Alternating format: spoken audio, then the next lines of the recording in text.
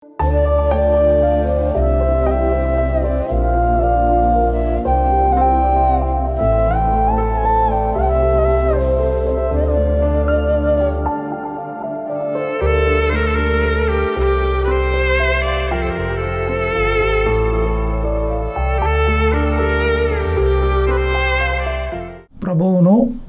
మన రక్షకుడును అయిన యేసుక్రీస్తు ప్రభుల వారి శ్రేష్టనామాన్న మీ అందరికీ శుభాలు వందనాలు తెలియపరుస్తున్నాను.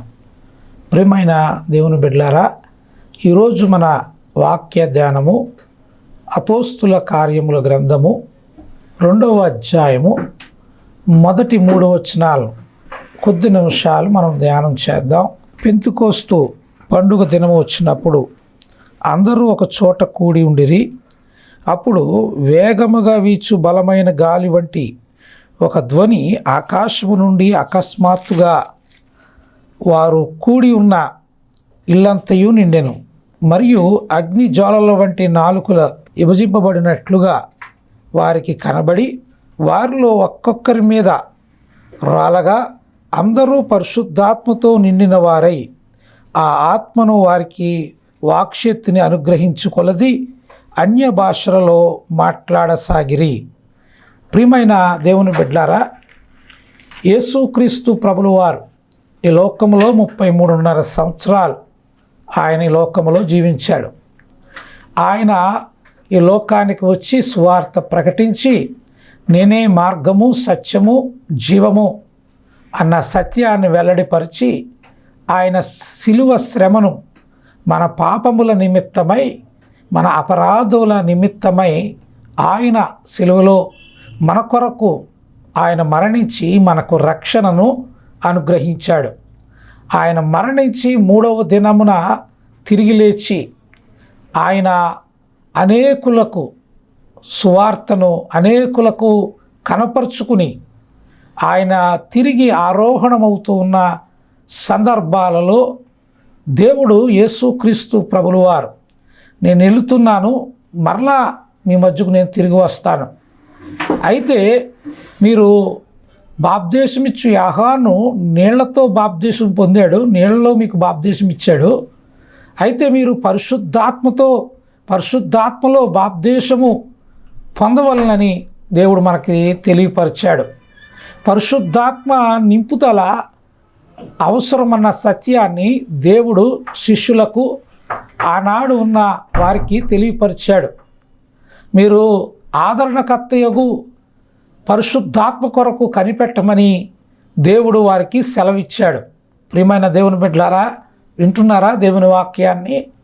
దేవుని ఆత్మ కొరకు ఆనాడు 120 మంది ఇంచుమించుగా శిష్యులు, వారి బృందము, వారితో కొందరు స్త్రీలు కూడి మేడగదిలో ప్రార్థిస్తూ ఉండగా దేవుని ఆత్మచేత వారు నింపబడినట్లుగా, వాక్శక్తితో వారు నింపబడినట్లుగా, అన్య భాషలలో వారు మాట్లాడినట్లుగా ఈ వాక్య భాగం మనకి తేటపరుస్తూ ఉంటుంది.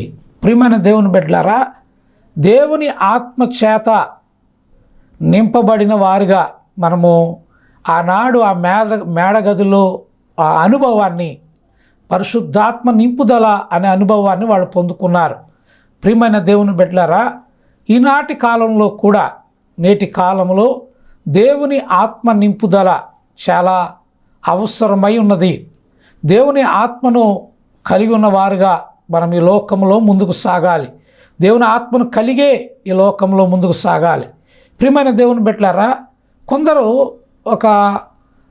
కొన్ని ప్రశ్నలు చాలామంది జీవితాల్లో ఉండిపోయాయి. ఏమిటి అంటే, నేను అసలు పరిశుద్ధాత్మను పొందుకున్నానా లేదా? కొందరు పరిశుద్ధాత్మను పొందుకున్నానన్న నిశ్చయిత కొంతమందికి లేదు.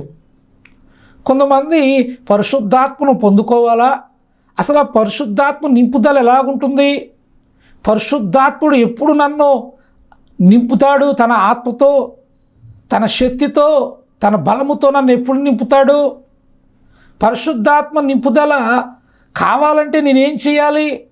ఇటువంటి ప్రశ్నలు చాలామందికి వారి హృదయాల్లో కలిగి ఉన్నారు.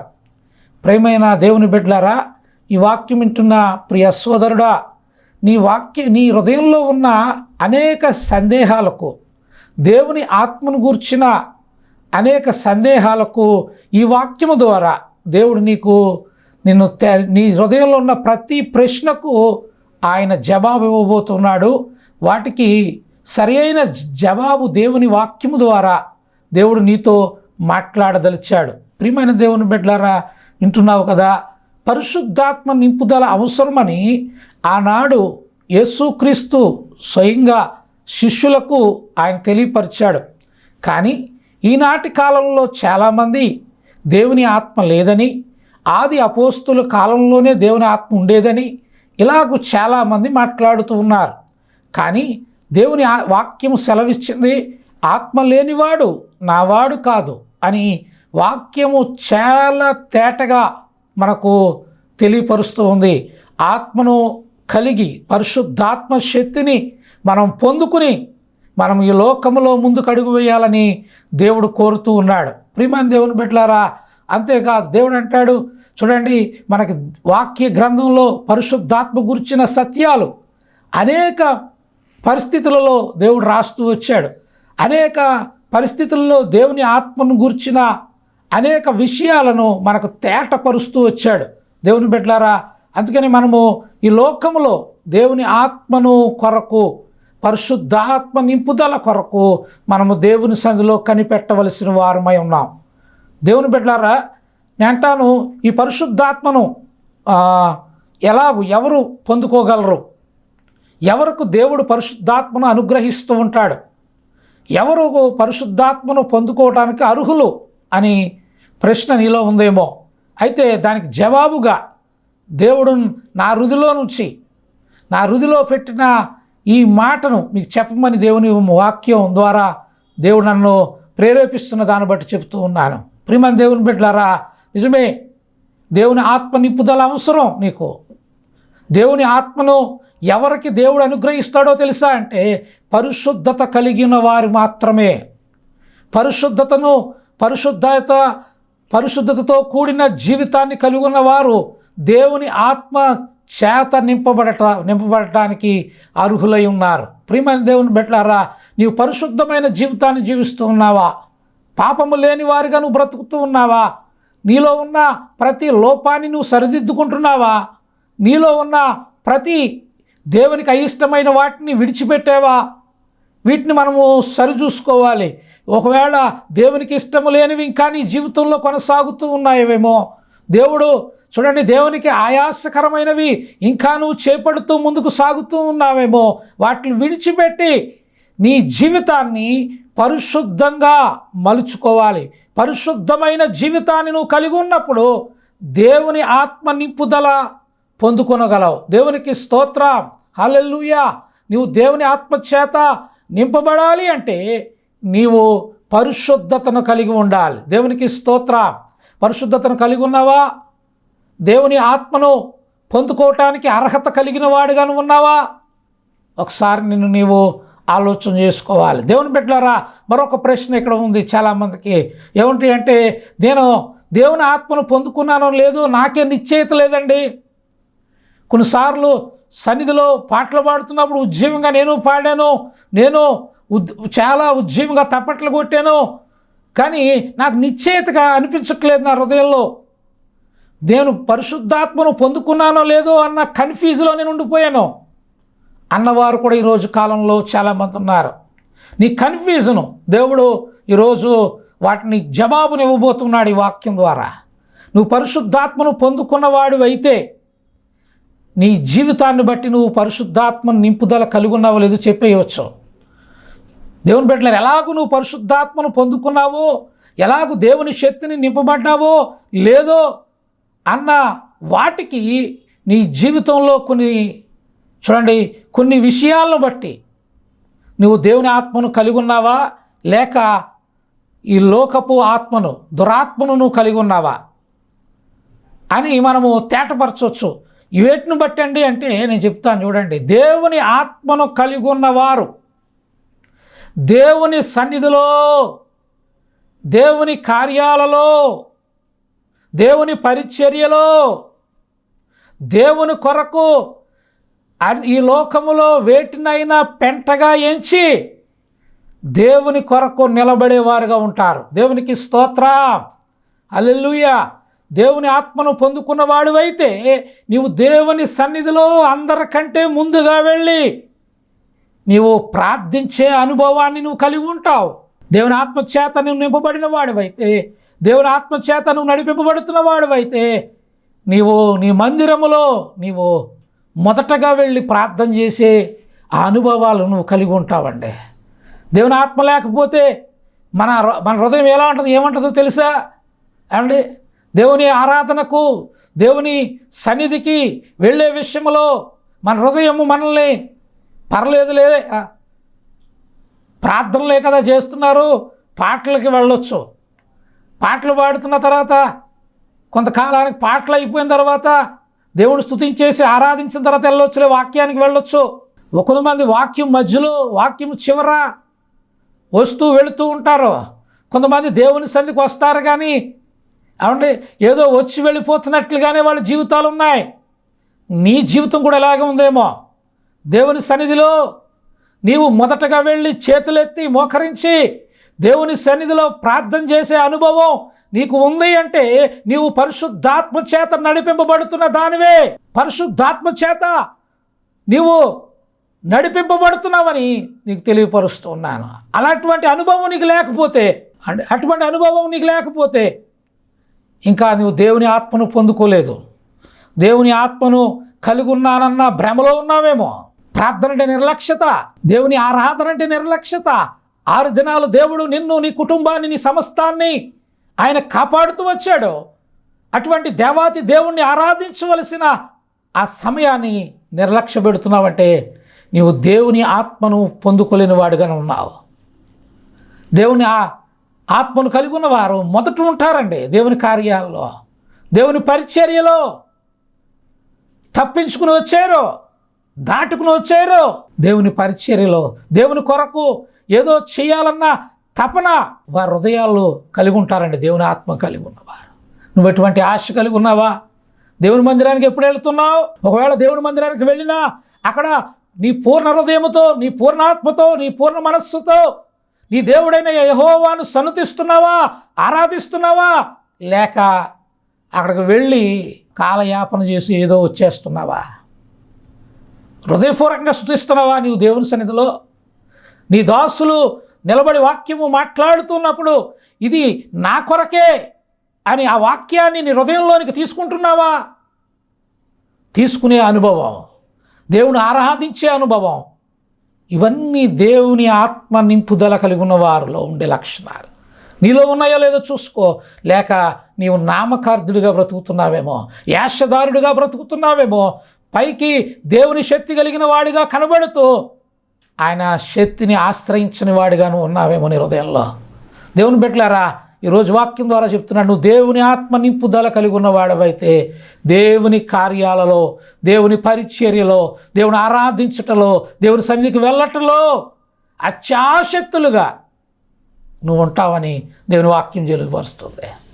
అంతేకాదు, నువ్వు దేవుని ఆత్మను కలిగి ఉన్నవాడవైతే, దేవుని ఆత్మ అభిషేకము నువ్వు కలిగి ఉన్నవాడవైతే నీ కుటుంబ రక్షణ కొరకు నువ్వు గోజాడకుండా ఉండలేవు. నీ భర్త నశించిపోతున్నాడు, నీవు ప్రశాంతంగా నువ్వు ఉండలేవు. నీ భార్య నశించిపోతూ ఉంది రక్షణ లేక, నువ్వు ప్రశాంతంగా ఉండలేవు. నీ బిడ్డలు లోకములో తిరుగుతూ ఉన్నారు, వారి రక్షణ లేకుండా ఉన్నారు. నువ్వు దేవుని ఆత్మ కలిగి ఉన్న దానివైతే వారి కొరకు ప్రలాపించకుండా, వారి కొరకు అంగలార్చకుండా, వారి కొరకు దేవుని సన్నిధిలో గోజాడకుండా నువ్వు ఉండలేవు. దేవుని ఆత్మ కలిగి ఉన్న దానివైతే బిడ్డల కొరకు ప్రార్థించేవారుగా నువ్వు ఉంటావండి. దేవుని ఆత్మ మనల్ని ప్రేరేపిస్తూ ఉంటుంది. యేసుక్రీస్తు ప్రభులు వారు తెలియపరిచినట్లుగా నా కోసం వేడవద్దు, నీ కోసము, నీ బిడ్డల కోసం వేడమని దేవుని వాక్యం తెలియపరుస్తుంది కదా. అలాగే దేవుని సన్నిధిలో నీ బిడ్డల కొరకు నువ్వు కన్నీరు కార్చి రోధించి దేవుణ్ణి అడిగి నువ్వు పొందుకునే అనుభవాలు నీ జీవితంలో కలిగి ఉంటావండి.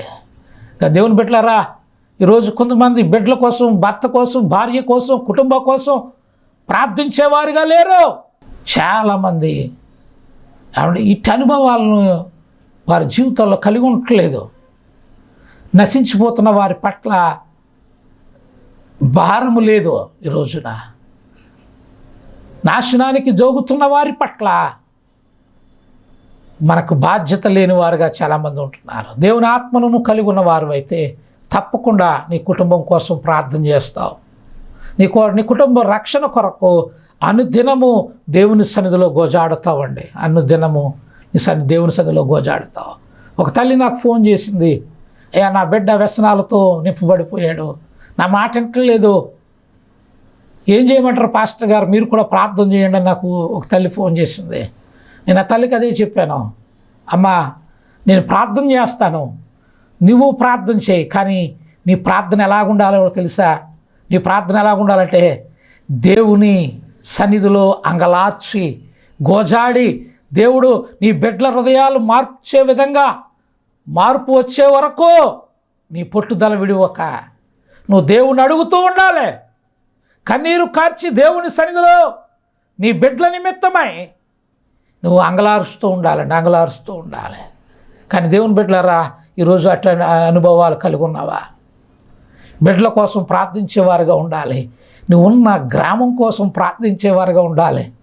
ఏంటే నీ గ్రామం నశించిపోతుందయ్యా, నువ్వున్న ప్రాంతం నశించిపోతుందయ్యా.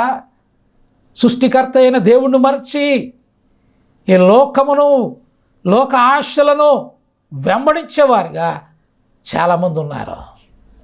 వారి కొరకు నువ్వు ప్రార్థించవా? ప్రార్థించమని నీ హృదయం నిన్ను ప్రేరేపించటం లేదా? నీ హృదయం నిన్ను దేవుని సన్నిధిలో నీ గ్రామం కొరకు ప్రార్థించమని నీ హృదయం ప్రేరేపిస్తలేదా? నేను అంటాను, నిన్ను ప్రేరేపిస్తూ నిన్ను ప్రార్థన చేయమని, సువార్త ప్రకటించమని నీ హృదయం నిన్ను ప్రేరేపిస్తే తప్పకుండా నువ్వు దేవుని ఆత్మచేత నింపుదల నువ్వు కలిగి ఉన్నావు. దేవుని ఆత్మచేత నువ్వు నడిపింపబడుతున్నావన్న సూచన అది. దేవునికి స్తోత్ర. బైబిల్ గ్రంథంలో చెప్పబడుతుంది, యేసుక్రీస్తు ప్రభుల వారు 40 దినాలు ప్రార్థన చేయుటకు ఆత్మచేత కొనుపోబడెను అరణ్యంలో కనుంటుంది. నిజమండి, ఆత్మ కలిగి ఉన్నవారు బిడ్డల కొరకు, కుటుంబం కొరకు ప్రార్థన చేయకుండా ఉండలేరు. వారు ఉన్న గ్రామం కొరకు ప్రార్థన చేయకుండా ఉండలేరు. వారు ఉన్న దేశం కొరకు ప్రార్థన చేయకుండా ఉండలేరండి. ప్రార్థించే ఇట్టి అనుభవం దేవుని ఆత్మను కలిగి ఉన్నవారు కలిగి ఉంటారు. దేవునికి స్తోత్రం. ప్రియమైన దేవుని బిడ్డలారా, నువ్వు దేవుని ఆత్మను కలిగి ఉన్నావా? లేక ఇంకా లోక ఆశలు, లోక తలంపులు, లోక ఉద్దేశాలు, లోక ప్రణాళికలు వీటిల్లో మునిగి తేలుతున్న అనుభవంలోనూ ఉన్నావా? దేవుని బిడ్డలారా, పిరికి గల ఆత్మను దేవుడు ఇవ్వలేదు. సత్యస్వరూపియగు దేవుని ఆత్మను మనకు అనుగ్రహించాడు. సర్వసత్యములోనికి అది మనల్ని నడిపిస్తుందండి. అటువంటి ఆత్మను దేవుడు మనకు అనుగ్రహించాడు. అటువంటి ఆత్మను మనం కలిగి ఈ లోకంలో ముందుకు సాగవలసిన వారమై ఉన్నాం. దేవుని బిడ్డలారా, మనము నిత్యము మండుతూ ఉన్నవారుగా, మనము దేవుని ఆత్మ చేత మండింపబడుతున్న వారుగా మన జీవితాలు ఉండాలని ప్రభువు మిమ్మల్ని ప్రేరేపిస్తూ ఉన్నాడు. మీకు ఈ మాటల ద్వారా మిమ్మల్ని ప్రోత్సహిస్తూ ఉన్నాడు. దేవుని బిడ్డలారా, మీకు వందనాలు. దేవుని మాటల ద్వారా మీకు దేవుడు మీతో ఈ వాక్య ద్వారా మీతో మాట్లాడుతూ ఉన్నాడు. దేవుని బిడ్డలు, దేవుని ఆత్మను కలిగి ఉన్నవారు చూడండి, వారి గ్రామం కొరకు, వాళ్ళకున్న దేశం కొరకు వాళ్ళు ప్రార్థన చేయకుండా ఉండలేరు. మన ఆలోచనలు కాదు, మన తలంపులు కాదు, మన ఉద్దేశాలు కాదు, మన ప్రణాళికలు కాదు, మన స్వబుద్ధిని కాదు, దేవుని చిత్తమేమిటో దాన్ని గ్రహించి ఆ మార్గంలో వెళ్ళడానికి ఇష్టపడతారండి. దేవుని ప్రణాళిక ఏమిటో అది నెరవేర్చడం కొరకు వాళ్ళు ప్రయాసపడతారండి. దేవుని ఆత్మను కలిగి ఉన్నవారు. ప్రియమైన దేవుని బిడ్డలారా, ఈ వాక్యం ద్వారా మీకు తెలియపరుస్తున్నాను, దేవుని ఆత్మ కొరకు కనిపెట్టండి, మండింపబడండి. దేవుని శక్తితో దేవుడు మిమ్మల్ని నింపబోతూ ఉన్నాడు. బైబిల్ గ్రంథంలో చూడండి, ఆది అపోస్తుల కార్యముల గ్రంథములో దేవుడు స్పష్టంగా మనకు తెలియపరుస్తూ వచ్చాడు. చూడండి, అంత్య దినముల యందు చూడండి, ఒక మాట మీకు చూపిస్తాను. ఆ అపోస్తుల కార్యముల గ్రంథం 2వ అధ్యాయము 17వ వచనాన్ని మనం చూసినప్పుడు అక్కడ స్పష్టంగా దేవుడు మనకి రాయించి ఉంచిన మాటలు ఇవి. అంచె దినములయందు నేను మనుషుల అందరి మీద నా ఆత్మను కుమ్మరించెదను, మీ కుమారులను మీ కుమార్తెలను ప్రవచించెదరు, మీ యవ్వనులకు దర్శనములు కలుగును, మీ వృద్ధులు కలలు కందరు. ఆ దినములో నా దాసుల మీద నా దాసురాండ్ల మీదను నా ఆత్మను కుమ్మరించెదను గనుక వారు ప్రవచించెదరు. దేవునికి స్తోత్రం. దేవుడు ఈ అంచె దినాలు అపాయకరమైన దినాలు ఈ రోజుల్లో. అయితే దేవుడు ఏమనుకుంటున్నాడో తెలుసా? నువ్వు చల్లారిపోయేవాడిగా ఉండాలని ఇష్టపడతలేదు, నువ్వు మండింపబడేవాడిగా ఉండాలని, దేవుని ఆత్మచేత నీవు నూరంతులుగా నింపబడాలని దేవుడు కోరుతూ ఉన్నాడు. ఆయన ఆత్మ ప్రభావము నువ్వు కలిగి ఉండాలని కోరుతూ ఉన్నాడు. నువ్వు శక్తివంతమైన ఆయన పాత్రగా నువ్వు వాడబడాలని కోరుతూ ఉన్నాడు. ఆయన అద్భుతమైన ఆయన చేతిలో బలమైన ఆయుధంగా నువ్వు వాడబడాలని కోరుతూ ఉన్నాడు ఆయన. అందుకే దేవుడు ఈరోజు నీకు ఇస్తున్న ఈ మాట ఏమిటో తెలుసా అంటే, ఆయన అంచె దినముల యందు నేను మీ మనుషుల మీద అనగా మన మీద దేవుడి ఆత్మను ఆయన కుమ్మరించబోతూ ఉన్నాడు. నువ్వు విశ్వసిస్తే, నువ్వు కనిపెట్టి ప్రార్థన చేస్తే, ఆయన సన్నిధిలో దేవుని ఆత్మ కొరకు నువ్వు అడిగినప్పుడు నిన్ను ఆయన శక్తితో నింపబోతూ ఉన్నాడు. దేవునికి స్తోత్రం, హల్లెలూయా. దేవుడు అద్భుతమైన ఆయన ప్రసన్నత, ఆయన సన్నిధి, బలమైన ఆత్మను దేవుడు మీకు అనుగ్రహించబోతూ ఉన్నాడని ఈ వాక్యం ద్వారా మీకు తెలియపరుస్తున్నాను. మనుషుల మీదను నా ఆత్మను కుమ్మరించెదను, మీ కుమారులను మీ కుమార్తెలను ప్రవచించెదరు. దేవుడు ఏ స్థితిలో నీ బిడ్డలు నిలబెట్టాలనుకుంటున్నాడంటే అండి, నువ్వు మందిరంలో ఉంటే వాళ్ళు ఎక్కడో లోకంలో ఉండేవాళ్ళని, లోకంలో తిరగాలని దేవుడు ఉద్దేశం కాదు. నీకంటే ఉన్నతులుగా ఆత్మీయ జీవితంలో నీకంటే ఉన్నతమైన ఆత్మావేశము కలిగిన వారిగా నీ బిడ్డలు ఉండాలని దేవుడు ఆకాంక్షిస్తున్నాడు. అదే చూడండి, అక్కడ రాశాడు కదా, నీ కుమారులు నీ కుమార్తెలు దేవుడు ఉద్దేశం ఏమిటంటే వాళ్ళు ప్రవచించేవారిగా కుటుంబం నీ బిడ్డలు ఉండాలని దేవుడు ఆశపడుతూ ఉన్నాడు. ఈ రోజున ఎలా ఉన్నారు నీ బిడ్డలు? ఎక్కడున్నారు నీ బిడ్డలు? ఏం చేస్తూ ఉన్నారు? దేవుని ఉద్దేశం అది, దేవుని ఆలోచన అది. ఈ అంచె దినాల్లో దేవుడు బలమైన ఆత్మచేత నింపడానికి ఆయన ఇష్టపడుతున్నాడు. దేవుని బిడ్డలారా, అంతేగా చూడండి, అక్కడ రాశాడు, మీ యవ్వనులు దర్శనములు కలుగును. గొప్ప దర్శనములు అంటే దర్శనం అంటే జరగబోయే ప్రతి విషయాన్ని నీ బిడ్డలకు చెప్పాలనుకుంటున్నాడు ఆయన. ముందుగానే తెలియపరచాలనుకుంటున్నాడు.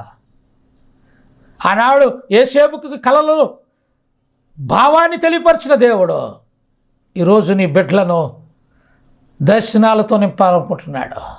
జరగబోయే వాటిని ముందుగానే నీ బిడ్డలకు తెలియపరచ. అట్టి స్థితిని నీ బిడ్డలు కలిగి ఉన్నారా? అట్టి స్థితిలో నీ బిడ్డలు ఉన్నారా?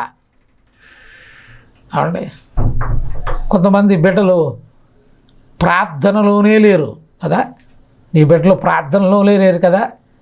ఎంత ఆవేదన అండి! ఎంత మహిమ కలిగిన దేవుణ్ణి, ఎంత సత్య స్వరూపియగు దేవుణ్ణి, నీతి స్వరూపుడగు దేవుణ్ణి లోకపు ఆశల్లో మునిగి తేలుతున్నారేమో దేవుణ్ణి విడిచిపెట్టి. ఎంత బాధాకరమైందండి. ఈ రోజుల్లో ఒక క్రికెట్ ప్లేయరు సంజు శాంసంగ్ అని ఎవరొస్తాడు అనుకుంటాం, క్రికెట్ ఆడితే ఇతను ఎక్కడ దేవుణ్ణి ఆరాధిస్తాడులే, ఇతను ఎక్కడ దేవుని మహిమపరుస్తాడు అనుకుంటాం మనమైతే. ఆటలు చూసి ఆటల్లో పడి ఉంటాడులే అనుకుంటాను. నేను అనుకుంటాను, చూడండి, మన మ్యాచ్ ఏదో జరిగినప్పుడు అంటే చివరిలో మ్యాచ్ అయిపోగానే నగ్గగానే అతను కొన్ని రన్స్ కొట్టగానే ఆ హెల్మెట్ని అలా ఇసిరేసాడు, బ్యాట్ అలా ఇసిరేసాడు, మోకరించి కొన్ని లక్షల మంది ఉన్నారండి ఆ స్టేడియంలో. వాళ్ళందరి ముందు మోకరించి దేవుని సన్నిధిలో చేతులు పైకెత్తి ప్రార్థించే అనుభవం ఆయన కలిగి ఉన్నాడు. ఎంత అద్భుతమైన దృశ్యం అండి అది. ఆశ్చర్యం వేసింది, అద్భుతం అనిపించింది. దేవుని సన్నిధిలో ప్రార్థిస్తున్నాడు ఆయన. దేవుని బిడ్డలుగా నీ బిడ్డలు ఎక్కడ ఉన్నారు? నీ బిడ్డలు ఏం చేస్తున్నారు? దేవుణ్ణి దూషిస్తున్నారేమో. నువ్వు చేస్తున్న ప్రార్థనలు చూసి అంటే నేను హేళన చేసే పరిస్థితిలో ఉన్నారేమో వాళ్ళు. నువ్వు దేవుని సన్నిధికి వెళ్లకుండా ఆటంకంగా మారిపోయారేమో వాళ్ళు నిన్నకు. ఇట్టి పరిస్థితిలో ఉన్నారేమో. దేవుని బిడ్డలారా, నేను ఈరోజు వాక్యం ద్వారా చెప్తున్నాను, నువ్వు ఆత్మ కలిగిన దానివైతే నీ బిడ్డల కొరకు రోధించు. నీ బిడ్డల కొరకు వారు మారే వరకు వారు దేవుడు పట్టుకునే వరకు, దేవుని సన్నిధిలో మోకరించే వరకు, వాళ్ళు పశ్చాత్తాపడే వరకు నీవు పట్టుదల కలిగి దేవుని ఆత్మపూర్ణుడుగా దేవుని సన్నిధిలో గోజాడు. ఇశ్రాయేలు నశించిపోతుంటే ఇర్మీయా కన్నీటితో ప్రార్థించలేదా? నీవు నేను నశించిపోతున్న వారి కొరకు ప్రార్థించవలసిన సమయం వచ్చింది. ఆత్మను కలిగి ఉన్నవారు ప్రలాపించి కన్నీరు కార్చి నశించిపోతున్న వారి రక్షణ కొరకు తపన కలిగిన వారుగా ఉంటారు. ప్రియమైన దేవుని బిడ్డలారా, నువ్వు అలా ఉండాలని దేవుడు ఆశపడుతూ ఉన్నాడు. అలా ఉండాలని ఆశపడుతూ ఉన్నాడు. దేవుని బిడ్డలారా, మన గిన్నె నిండి పొర్లి పారే విధంగా, అంటే దేవుని ఆత్మతో పరిపూర్ణంగా నింపబడిన వారుగా మనం ఉండాలని దేవుడు ఆశిస్తున్నాడండి, ఆకాంక్షిస్తున్నాడు. దేవుని బిడ్డలారా, నువ్వు చల్లారిపోయిన స్థితిలో ఉన్నావేమో, ఏమంట లేని వారుగా ఉన్నావేమో, ఆత్మ నింపుదల లేని దానిగా నువ్వు ఉన్నావేమో. అంటే నేను అంటాను, మంట మండినప్పుడే అది అనేక వాటిని సరిచేయగలదు. మంట లేకపోతే, ఆత్మ శక్తిని నువ్వు పొందుకోకపోతే, దేవుని ఆత్మతో నువ్వు నింపబడకపోతేనండి, నీ వల్ల నువ్వు చేసే ఏ పని కూడా అది ఫలభరితంగా ఉండదు, అది ఆశీర్వాదకరంగా ఉండదు, అది అద్భుతాలు చేసేదిగా ఉండదండి. చల్లారిపోయిన స్థితిలో నువ్వు ఉంటే, మండింపబడుతున్నప్పుడు, దేవుని చేత నింపబడుతూ ఉన్నప్పుడు, దేవుని చేత నడిపింపబడుతూ ఉన్నప్పుడు గొప్ప కార్యాలు నీ గృహంలో, నీ జీవితంలో, నీ సంఘములో నువ్వు చూడగలవు. దేవుని ఆత్మ కొరకు కనిపెడదామా? ప్రార్థన చేద్దామా? ఆయన సన్నిధిలో ఆయన ఆత్మ కొరకు కనిపెట్టి, ఆయన ఆత్మ పరిపూర్ణంగా ఏడంతలుగా మనం పొందుకుని అద్భుతంగా ఆయన చేతిలో పాత్రగా వాడబడదాం. దేవుడు అట్టి కృప దేవుడు మీకు అనుగ్రహించునుగాక. ప్రార్థన చేద్దాం. కళ్ళు మూయండి. పరిశుద్ధుడైన మా తండ్రి, నీకు వందనాలు. వాక్యము నీది, నేను నీ వాడను, నీ పక్షం నిలబడి మాట్లాడి ఉండగా, దేవా, ఎవరైతే విన్నారో వారిని ఇప్పుడే నేను ప్రార్థిస్తూ ఉండగా వారిని నీ అద్భుతమైన ఆత్మచేత దర్శించమని ప్రార్థిస్తున్నాను ప్రభువా. అప్పుడు ప్రార్థిస్తూ ఉండగా ఎవరైతే ప్రభువా నీ ఆత్మతో నింపు నాయనా అని ప్రార్థన చేస్తున్నారు, ఇప్పుడే నూరంతుల ఆత్మతో వాళ్ళని నింపునుగాక ప్రభువా. పరిశుద్ధాత్మ శక్తిని ప్రభువా వాళ్ళు మెండారుగా పొందినట్లు నీ కృప చూపండి. నీ ఆత్మాభిషేకముతో నింపండి. నీ బలమైన బిడ్డలుగా మార్చమని ప్రార్థిస్తున్నాను. యోధులుగా మార్చండి ప్రభు. అంచె దినాలలో ప్రభువా నిజమే నీ కొరకు పని చేయుటకు ప్రభువా ఆసక్తి కలిగిన వారుగా మలచండి. నీ గొప్ప కార్యములు జరిగించి మేలు చేయమని యేసు నామమున ప్రార్థిస్తున్నాను తండ్రి. ఆమేన్, ఆమేన్. దేవుని బిడ్డలారా, ఈ వాక్యం మిమ్మల్ని బలపరిచేదిగా ఉంటే తప్పకుండా మీరు ఒక ఫోన్ కాల్ మాకు చేయండి. మీకు ఏ ప్రార్థన అవసరత ఉన్నా మీ కొరకు ప్రార్థన చేయడానికి మేము సిద్ధంగా ఉన్నాం. అంతేకాదు మరి తణుకు, అలాగే పరిసర ప్రాంతాలు, అలాగే నిడదవోలు పరిసర ప్రాంతాలు, భీమవరం పరిసర ప్రాంతాలు, ఈ చుట్టుపక్కల మీ ప్రాంతం వారైతే మీకు ప్రార్థన అవసరత ఉంటే మాకు ఫోన్ చేస్తే మీ ఇంటికి వచ్చి ప్రార్థన చేయడానికి కూడా, మీతో కలిసి ప్రార్థన చేయడానికి కూడా మేము సిద్ధంగా ఉన్నాం. కాబట్టి తప్పకుండా మీరు ఫోన్ చేస్తారని ఆశిస్తున్నాను. తప్పకుండా మీకు ఏ అవసరత ఉన్నా, ఎటువంటి ప్రార్థన అవసరత ఉన్నా మా కొరకు మాకు ఫోన్ చేయండి. తప్పకుండా మీతో కలిసి ప్రార్థన చేస్తాం. మీ ఇంటికి వచ్చి ప్రార్థన చేస్తాం. నేను, మా పాస్టర్ గారు, మా బృందం మీ ఇంటికి వచ్చి ప్రార్థన చేయడానికి మేము సిద్ధంగా ఉన్నాం. మీరు బహుగా దీవించబడాలని, బహుగా ఆశీర్వదించబడాలని మేము ఆశిస్తున్నాం. దేవుడి మాటలు దీవించునుగాక. ఆమేన్.